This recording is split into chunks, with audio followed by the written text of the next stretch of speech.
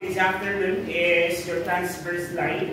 This is part of the problems with the passenger in terms of the position, size, and presentation. I was able to create videos already regarding the presentation ng brow, occipital posterior, and also your face presentation and your brace presentation. This is the last part of the problems with the presentation, size, and also your position ng fetus. So known as your transverse line. Okay, so talk about your transverse line, concepts of your transverse line. This is an ovoid of the uterus is found to be more horizontal than vertical. So meaning, okay, the stretch of the uterus would be sideward rather than, okay, longitudinal towards your vertical aspect. So imbis na pahaba ang tiyan, palapad ang tiyan nangyari dito. Why? Because the lie of the patient or the fetus is actually placed horizontally. So meaning para siyang nakahiga pa-side. Okay? So diagnostic test to confirm the condition is, of course, there are two ways. We have the physical and the diagnostic use of mechanical machine such as your ultrasound. So for the first diagnostic test, we will be using your Leopold's maneuver. And as we have already discussed during your first grading under your EINC, we have 4 maneuvers under your Leopold's maneuver. What are those 4 maneuvers ulit? Leopold's 1, 2, 3, and 4. What is Leopold's 1? You're detecting the fetal at the first puntic time. The first puntic maneuver. Anong detect mo doon? The fetal line.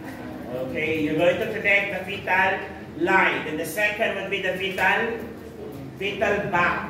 So the line, back. Then the third one, which is your presentation. Then the fourth one is to check if the fetus is already engaged inside the pelvic inlet. That is your fetal attitude. So let me repeat that. That's fetal 1, 2, 3, and 4. Line, back, present, attitude. Let me repeat that. Line, back, present, attitude. The fetal line, fetal back, fetal presentation, and the fetal attitude. Take note that your fetal line should correspond with your fetal presentation. So kung ang line na is the top of the fundus or the located in the fundus is the feet in undifferentiated parts, those probably the buttocks or the hands and feet. Okay? So opposite of that part is gonna be the head. So kung ang nakapamo sa may fundus or Leopold's 1 is round and firm, most probably that is your what?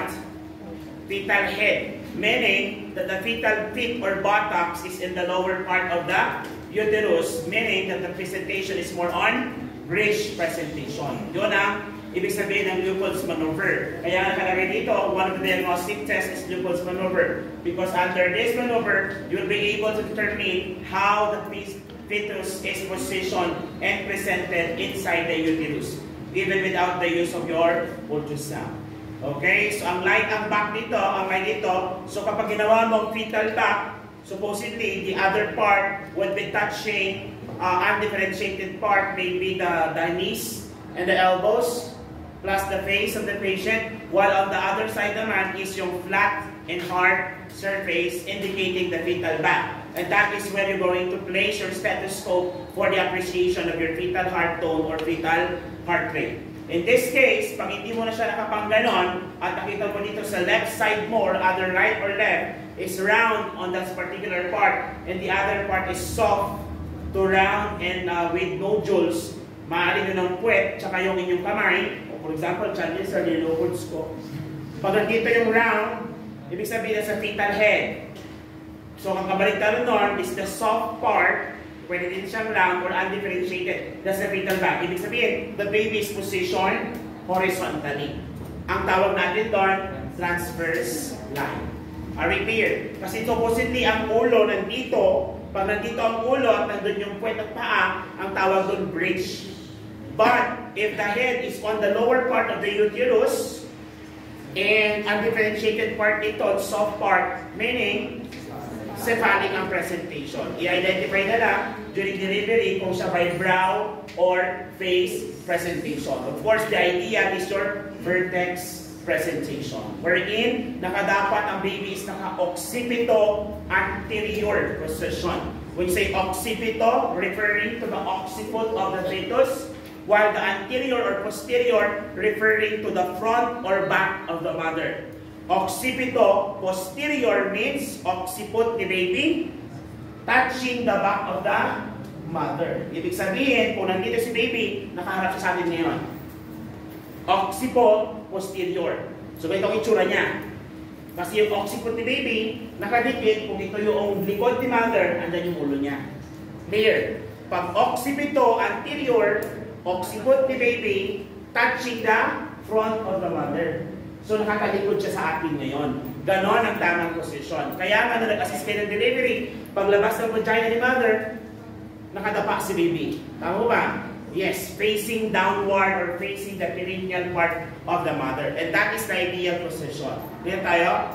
Yes, okay? Now, another test that we can do is your ultrasound or diagnostic test is your ultrasound. Of course, using ultrasound, you can definitely determine the position of the mother. The fetus. Now, ganito, if you are not sure of your answers, you'll either choose physical examination or ultrasound. Always answer ultrasound. Why? Because ultrasound can detect abnormalities at the same time position of the fetus. Sa lahat na pinag-uusapan natin dito, laging may ultrasound. Pero, sure ka naman sa sagot mo na the most definite is vaginal examination. Huwag mo na ipilit si ultrasound. Like for example, kung face. Pag face kasi, face presentation, mas maganda ang vaginal examination. Because when you insert your finger, matatouch mo na yung kanyang ilong, mata, yun ang lumalabas sa cervix. Ganyan na yung tsura. Okay? So yun yung pag nag-IE ka ngayon, diretso IE, yan na kasi yan ang unang lalabas, face. Okay? Kaya mas maganda kung vaginal examination, internal examination, tatawag din IE. Pag ultrasound kasi, late na yun. Makikita mo lang doon cephalic. Hindi mo masyado makita kung nakatingala. Lalo na pag nasa pelvic inlet na siya. Okay? Which is yung stationing. Nalang yung stationing natin, beyond the pelvis, that's station positive. While before the pelvis, that is your negative stationing. Okay? Starting from 1. Now, what are the risk factors that predispose a woman to develop such condition? Number 1, may natitawag na pendulous abdomen. Si Mr. Pasqua, hindi naman ako buntis, pero malapit na maging pendulous abdomen si Mr. Pasqua because of obesity. Yan, pendulous abdomen yung parang nakalaylay. Alam niyo yan? Okay, yung parang nakalaylay. Maraming yung mga severe obesity, meron sila no. Si Sir, malapit na ako maging severe, hindi pa ako mag-diet. So, pero kailangan na mag-diet talaga. Pero ang sarap kumain. Ang sarap din ng ulam, tapos pagkatapos mo kumain, dapat may soft drinks. Minsan kulang ang pagkain pag wala. Tama ba? Alam mo na magbawal, pero ginagawa mo pa din. Parang yung bawal na pagmamahal. May gumagawa ko rin dito, pero iwasan mo na yan, ha? Huwag kang pumasok sa na mahirap labasan. Am I right? With uterine fibroid tumors. Alam niyo naman na ito? Uterine fibroid tumors that obstruct the uterine segment. Pag may fibroid tumors kasi, ibig sabihin may bukol. So, ibig sabihin, yung baby, mag-a-adjust siya sa area kung saan pwede siyang mag-stretch. So, kung meron tayong bukol sa lower uterine segment, hindi na siya pwedeng vertical. Mas makaka-stretch si baby kapag naka-horizontal siya. Okay? Another one is your with contraction of the pelvic rim.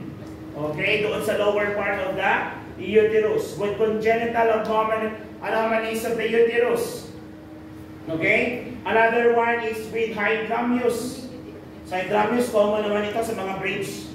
Mga incorrect presentation. Why?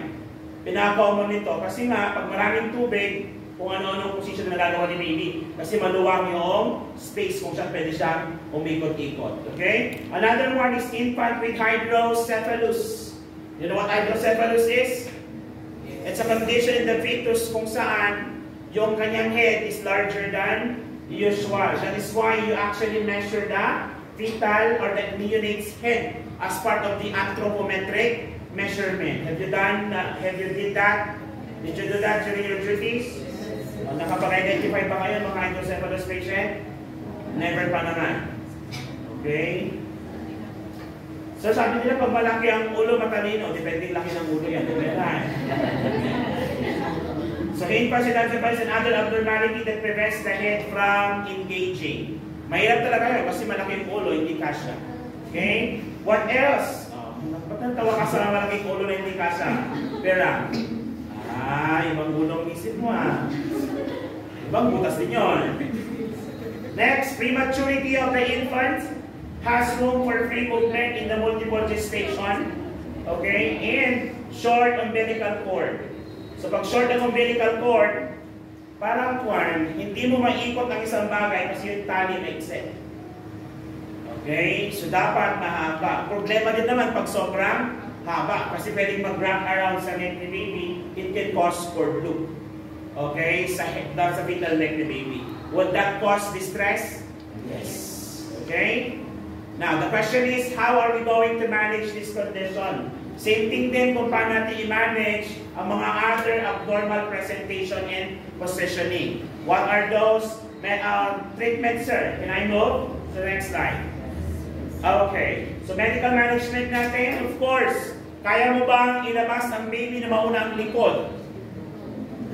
Kakaibang vagina yan. Kung kaya, kung na-try mong ilabas yung baby na transverse line, halta parang kanyon, ano yung stick, inila mo sa gitna, putol, meron. Oh my God, I was able to pull it out, pero lumpo. Kasi nga, pinutol mo yung spine. So imagine, yung stick lang, ilayin mo sa gitna, mapuputol. Or imagine, yung stick, idaan mo sa butas na maliit, kasi lahat sa gitna. Ganun yung itsura ng baby pag ipinilit mong ilabas vaginally. So ano ang ating management dito? Wala lang yung kundi cesarean section. Pag nakita talaga natin yan, na transverse lines, then you start planning na for possible cesarean section. Unless trained si mother or si midwife or si obstetrician na manual rotation outside. So kung yung head, ito yung paa, hihilayin yung head pababa. Hanggang itapat. Sir, is that possible? Yes. For as long as the healthcare provider is trained. Okay? I've watched that, though fiction film naman. I hindi ko alam kung fiction yun, but yes, it's still fiction. But possible siya in real life, if you have watched the residents or the ER doctors. Ano nyo, sa TikTok meron yun Ayun. Basta ganon, yung the house empty, yung the residents. Yung the residents. Okay, yung sa ER lang yung setting nila. Yun, yung palangwan. Yung isa kaming, yung Black American doon, yung head nurse nila, she's a registered nurse, registered midwife, and same na paramedic. So, noong nanganganak yung isang doktor, she was able to turn the baby into a fetal head presentation. So, of course, it can happen in real life. Okay, depende po sa training na meron yung ating mother, ay ating midwife, should I say. Okay, so in doing your cesarean section after that, you have to monitor for possible signs of complication. Okay, si mother po nag-undergo ng surgery, tama po ba? O, alam nyo ito. Pag na kayo nag-OB ward na, what is the position of the mother? Ano muna? What type of anesthesia will be used in cesarean section muna? Spinal. Epidural is different from spinal. When you say epidural, the woman or the mother can still move. O imagine, iniiwas siya, biglang sumipa. Tinatamaan pa yung doktor, ikaw yung nasa paa. So yung estudyante masisipa. So epidural kasi, it would just lose the sensation. So yung pain lang mawawala, but the movement is still there. Kaya ngayong mga nanganganak na may epidural anesthesia, they don't feel the pain, but they feel the urge to bear down. Nararamdaman nila yung urge to bear down, yung pag-irate. Nararamdaman nila yon. Pero nararamdaman ba nila yung pain, yung pagpapunit ng vagina? Hindi. Kasi may epidural anesthesia. Spinal anesthesia, both sensation and movement will be lost. So hindi makakagalaw, kaya tutusukin yan. Pakigalaw ang iyong paa, hindi may galaw. Okay, ngayon, since may butas na ginawa sa spine ni mother, what should be the position after surgery? Should remain flat on bed for at least 4 to 6 hours. Okay, and while doing that, you have to monitor for signs of spinal headache. Okay, ano yung mga signs ng spinal headache? Of course, nandun na. Headache and nausea and vomiting. Okay, so patient must remain on flat. So anong flat? Sabi ng estudyante, sir, wala naman kung flat doon sa choices. Anong meron? Supine. Parehas ba yun? O minsan sabi nila, nagkukulang kami mga CI. Pero hindi ko alam kung bakit. Minsan pa yung sinasabi mo, the main problem is hemorrhage. O nandun naman siya sa choice, ba't di mo sinagot? So wala namang hemorrhage, anong meron? Bleeding. Medyo nakakatakot minsan. Mukhang ang laki ng pagkukulang namin. Pag hindi namin nasabi ang other term for the specific condition. Okay? And monitor for post-operative complications. Monitor for post-operative complications. Ano yung mga post-operative complications? Tulad na sabi ko, spinal headache. Kaya pag nag-duty kayo next time, siya sa pasyente nyo, kalalabas ng hindi ng OR. Ano sasabihin pag nilipas sa ward? Ma'am, flag on bed mo na, avoid moving. 4 to 6 hours po yan. Depende, sasabihin namin kayo kung pwede na po gumalaw. Pag si pasyente, sumakit ang ulo, sabihan lang muna na huwag gagalaw. Okay? Kasi side effect po yun. Then after that, i-assess na natin. Ano susunod natin itatanong kay mother? Pag okay na siyang gumalaw-galaw, mother, kung kaya na po, stay at the edge of the bed. Dangle your feet. Yan. Take a deep breath para maiwasan ang pneumonia and deep vein thrombosis. Kasi kailangan niya gumalaw-galaw. Anong susunod natin tanong? Mother, umutot ka na po ba? Bakit kailangan? Ang importante, tanungin natin ang utot. Because this would mean that the gastrointestinal tract is already working. Post-surgery kasi pwedeng mawala. So pag pinainumin, pinakain, pwede siyang magkaroon ng aspiration pneumonia. Delikado ba yun? Yes. So ngayon, yung pagbutot niya yun, yung paggalaw ng kanyang digestive tract will be faster kung siya ay sasabihan mo na maglakad. So move around please, kahit sa gilid lang po ng tama mo para gumalaw-galaw ang bituka at maiwasan yung komplikasyon na tinatawag natin paralytic ileus. Ibig sabihin, yung gastrointestinal tract mo ay nagiging paralyzed. Okay, delikado ba yung ulit? Yes. Are we clear? Do you have any questions? Clarifications? Violent reactions? Okay, we're done with your transverse line.